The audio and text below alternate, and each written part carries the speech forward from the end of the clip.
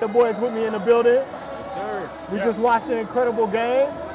Great. We are here, nestled safely in the Christenberry Fieldhouse, the 3,000-seat arena filling up. Real comfortable. Oh, yeah. Guys is packing it in.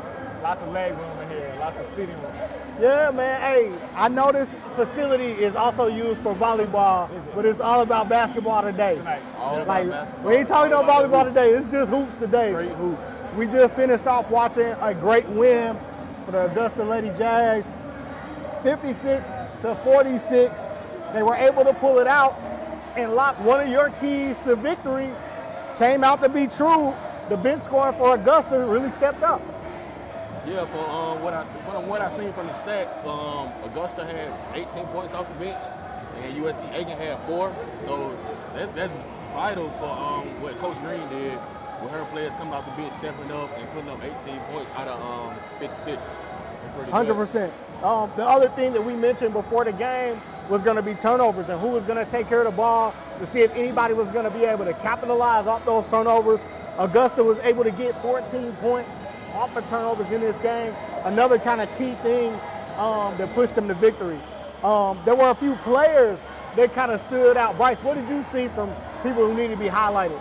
Yeah, I was actually impressed with the guard play of Augusta. They eventually turned it up, which led to them winning this game. I was impressed by Cameron Wilson. She was able to spread the floor. She knocked down 2 or 3 threes, and she really opened things up for her team. Also, number 11, Ashley Boylan, she ended up with double figures as well with 10 points. And Kiara Howard also had 12 points. So that's the reason why they were able to take over the game, because they took over from the perimeter and they were able to have all 4 of those players in double figures. As I was watching, it looked like they were making adjustments on the defensive end as well. They went to a 1-2-1-1 diamond, and they switched things up. But they just overall, in the second half, they got downhill, they got to the basket, and they made more shots.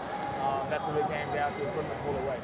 This game was played at a little quicker pace than I expected originally. Yeah. They were up and down, a lot of stuff in transition. They started off, they were going in transition like crazy. They didn't convert all the time, but they were running the floor looking for their teammates. And eventually those shots started falling. We saw some nice moves down low from Kenny Manning. In that second quarter, she had a nice up and under. And she really, on the defensive end, she was able to anchor that defensive side and get those deflections, those steals, so her guards can get out and run. So she actually played a great role. And I noticed that her coach subbed her back in when they needed her back on the floor for the defensive end. So all in all, that's what it came down to. They made more shots, and their guard play just won the game. 100%, 100%. Hey, now let's get to the heavyweight fight that we have behind us, gearing up right now. It's going We down. have Very exciting game. the men's game here about to kick off. The Augusta Jags coming in 19-7 overall, 14-4 in conference play. Currently ranked 5th in the southeast region. As teams are starting to wind down, getting ready for that Peach Belt tournament. That's going to be very important. USC Aiken comes into this game 17-11 overall, 13-5 in conference, currently ranked 10th in the region. But I think when it comes to a game like this, you can throw all the records out the window, right? Yes, This is going to be a knockdown, drag-out type of game. It's going to be a battle. This is going to be a battle, man. Records don't mean nothing in rivalry games. For sure. It's kind of like the tail of the tape when you're looking at boxing, and when you see the teams run on the floor, you cannot kind of see how that length and what it looks like. We see Tyshawn Crawford. He actually looks taller than 7 foot to me. He looks like he's like close to the 7'4". Yeah, for sure. But then you look at USC Aiken, and I think across the board they have wings and guards that are probably like 6'6" to 6'8". So you're looking at maybe a bigger team. And then you look, so it's kind of like, how are you going to use your matchup to your advantage? Yeah. And I think that's what we're going to see tonight is who's going to use those matchups and who's going to, use that for in their favor to get the W. Yeah. I think with that length, USC Aiken is going to play a lot of zone. Oh, for sure. Yeah, I agree. I feel like they're going to play a lot of zone. But Augusta, man, Augusta got a lot of scoring from their guard plays. They got tons of guys that can shoot. They got 4 or 5 guys that can score in double figures each game. And so that's going to be a big thing. I think we're going to see tonight. I think we're going to see a high scoring game. Do you think anybody's going to throw out a full court press man or a zone at any time? If I was Aiken, I would. We understand that they're going to play zone. They're going to try to stop the big fella, Tyshawn Crawford, Right. 7-footer from Griffin, Georgia. But to me, because both of these teams play 7 players, I think it's going to be more important for Augusta to keep their guards on the floor than it is necessarily for USC Aiken to have their guards on the floor. Right. So maybe you see them pressing a little bit, trying to take the legs out up under them guards, especially from Miguel Arnold, who, if you leave him open, it's over with, knocked down. You can count it. He exploded for 28 points, had about 5 or 6 threes last game. Man, and they're going to move him, and he's going to get those threes from all over the floor. They're going to run him up off the sideline, on the baseline, like run him off the screens and try to get him open. Here's one thing that I found interesting. Right now, Augusta is 10-2 at home, and USC Aiken has struggled a little bit on the road, 7-4. They've given up a few on the road. I want to see if that plays a part into it. It's got to play a huge big game, hostile environment, right? Yeah, and they just had that huge loss against Clayton State by 1 point. So I think they're going to come out very hungry this game. It's always important to take care of your home court, especially when you see your coach walk out and what he has on tonight. For He's sure. You don't want to play hard for your program and for your team and your community. So I think that they're going to use that advantage of being home court and trying to get the dub. That's a very important fact that you brought up too when it comes down into coaching, Bryce. We all understand Demetrius's record and his outstanding overall presence as a coach. Yeah. We're talking about the conference coach of the year last year and the defending conference champions. We know that Mark Vanderslice is not coming in here to lose a game, but when he looks to his left and he looks down that sideline, he's looking at a legend at the Division II level. If you're punching up as a coach, what are some things that you may try to do to maybe get the advantage on the road? I mean, again, I think that goes back to, at this level, you have to exploit those mismatches. So if your mismatch is your point guard or maybe it's your wing, you want to try to run him off some screens and get him involved early. Or maybe you feel like you can attack their big man with the smaller forward and get him in foul trouble and get him out of the game. So there's some different things that you can do to try to get the edge, especially when you're on the road, you have to do. So I would think that they're going to try to get that perimeter scoring early. They might try to, like I said, put a smaller guy on the low post or the high post and see if they can get him in foul trouble and they sit him down, Crawford. And then at that point, then you have a game where you kind of level it out. You level it out.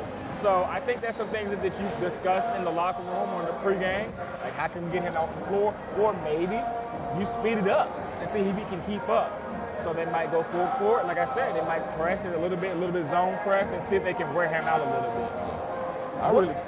One thing I definitely say, they're not going to be afraid of each other, right? No. Mark Vanderslice has done a tremendous job since he's been at USC Aiken over the past 4 years. He's not looking down there in fear at Demetrius, but he does understand what he's up against. And he's also going to get one of the tallest players, Tyshawn Crawford. How are you going to stop him? This kid can put up 28 points and get you 15 to 20 rebounds a game.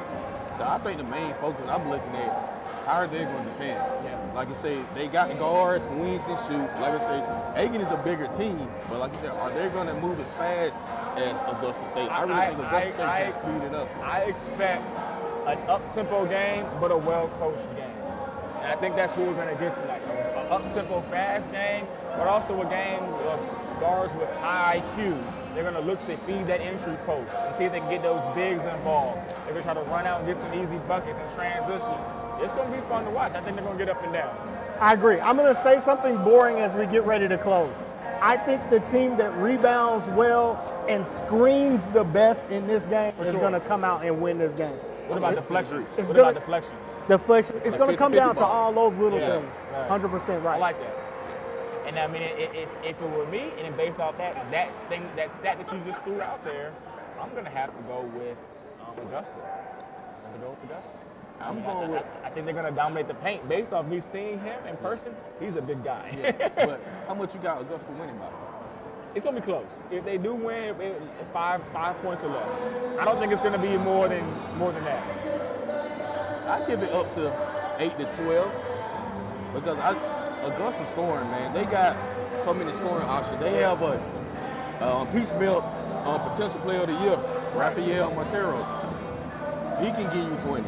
Like I said, you got Miguel, you got Tayshaun, you got Tyrese Myers. You got so many players can score up to 20 points. Right. Like I said, their last game, they had 96 points against Young Harris.